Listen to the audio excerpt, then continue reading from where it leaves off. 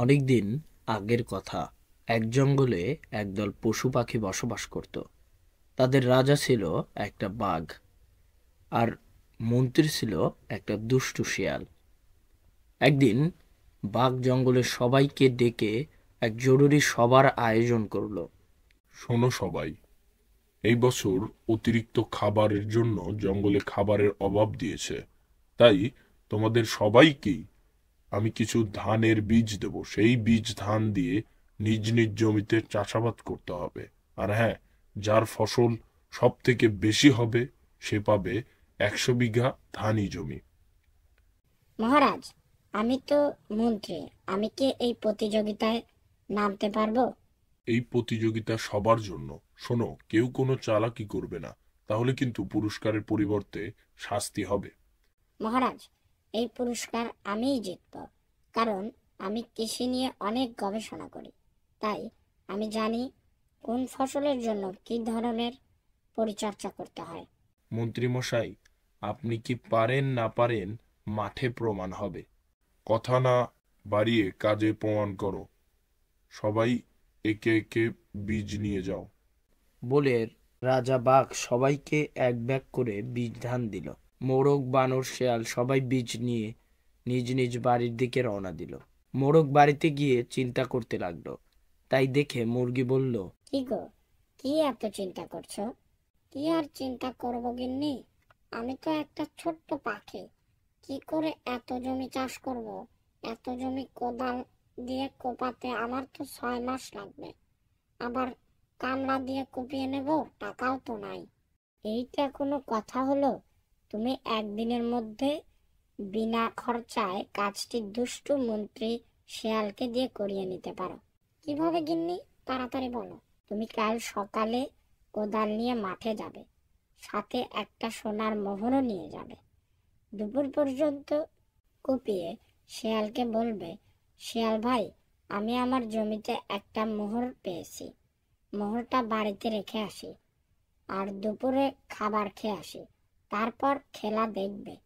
মোরগ মুরগির কথা মতো পরের দিন সকালে মাঠে গেল। শেয়াল, বানর ও মোরগ পাশাপাশি জমি কমাচ্ছিল। দুপুর হতেই মোরগ গেল শেয়ালের কাছে। মন্ত্রী মশাই, আমি একটু বাড়িতে যাচ্ছি, আমার জমির দিকে একটু খেয়াল রাখবেন।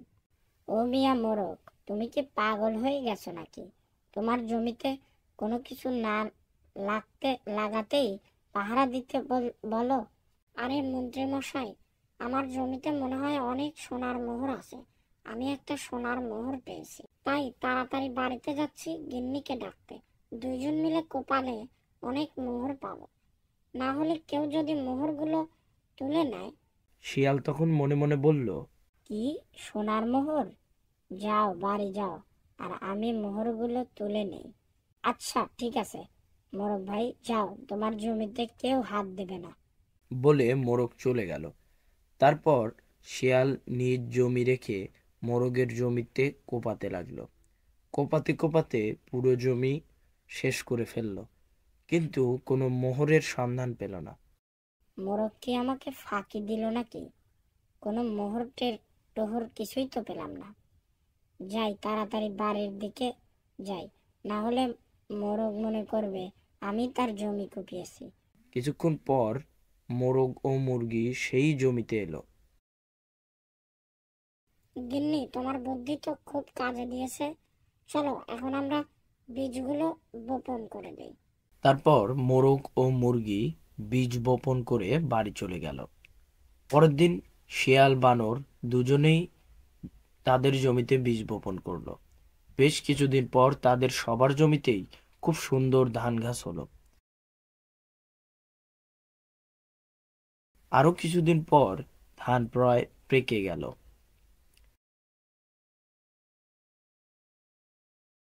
এমন সময় দুষ্টু শিয়াল জমিতে গেল। মোরগের আর বানরের জমিতে তো বেশ ভালো ধান হয়েছে, তাহলে আমি তো পুরস্কার পাবো না। উপায় তো কিছু করতেই হবে। বলে শিয়াল বাজার থেকে ধানের গাছ মারার বিষ তার নিজের জমি বাদে সকল জমিতেই ছিটিয়ে দিল। কয়েকদিন পর শিয়ালের জমি বাদে সবার জমির ধান মারা গেল।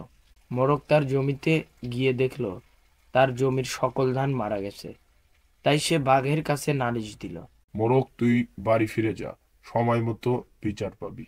আর শিয়াল শোন, কালই তোর ধানও কেটে ফেলবি, না হলে তাদের মতো তোর ধানও মরে যাবে। বাঘের কথা মতো শিয়াল সমস্ত জমির ধান কেটে বাঘের গুহার সামনে আনলো। তারপর বাঘ বলল, শোনো জঙ্গলবাসী, তোমরা সবাই এই ধান সমান ভাগে ভাগ করে নাও। আর শেয়ালকে কোনো ধান দেওয়া হবে না, উল্টে শেয়ালকে 6 মাসের বেতন বন্ধ। মহারাজ, আমার অপরাধ কি? অপরাধ কি জানো না? সারা জঙ্গলের সবার ধান গাছ মারা গেল, আর তোমারটা বেঁচে থাকলো। শোনো, এই দুষ্টু শেয়ালকে গলায় দড়ি দিয়ে সারা জঙ্গল ঘুরাবো, এটাই আমার নির্দেশ। মহারাজ বাঘের কথা মতো দুষ্টু শিয়ালের গলায় দড়ি দিয়ে সমস্ত জঙ্গল ঘুরানো হলো।